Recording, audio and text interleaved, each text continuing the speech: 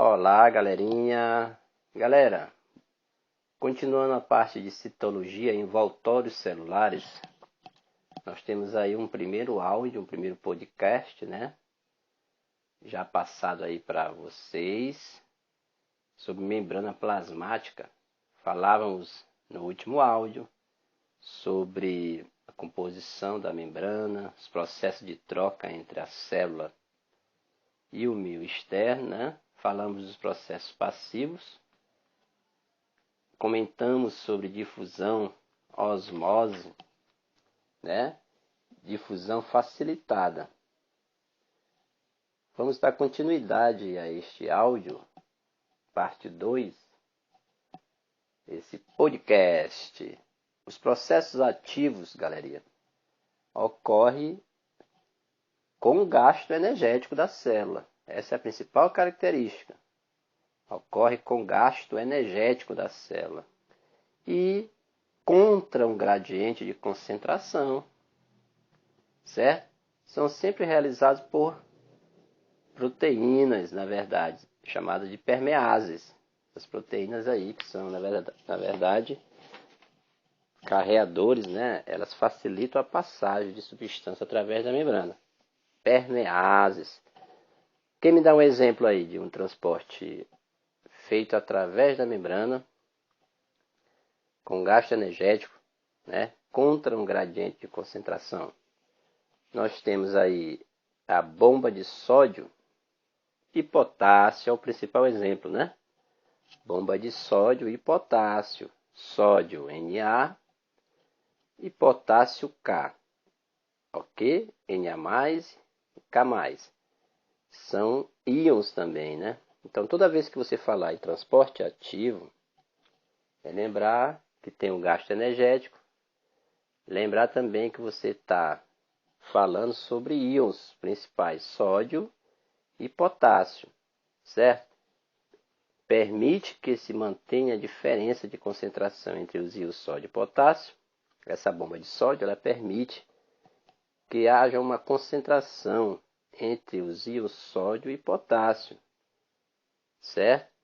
Lançando sódio para fora da célula e potássio para o interior celular. Em células nervosas e musculares, galerinha, esse mecanismo propicia essa transmissão do impulso nervoso. Veja bem como é importante esses íons, né, no nosso organismo.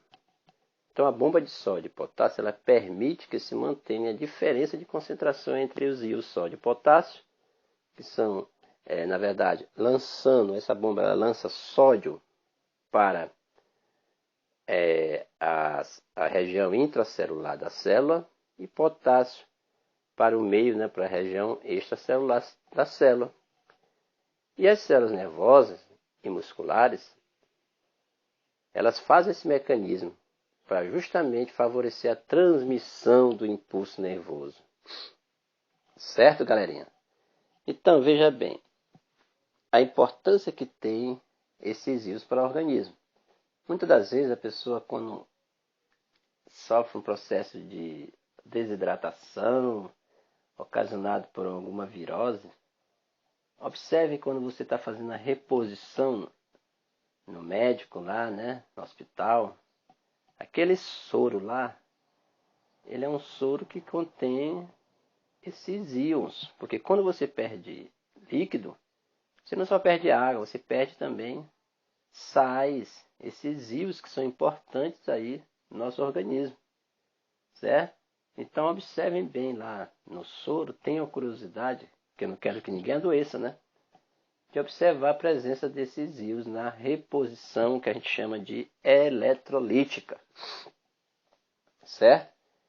Outro processo aqui mediado por vesículas também faz parte desses processos aí da membrana plasmática.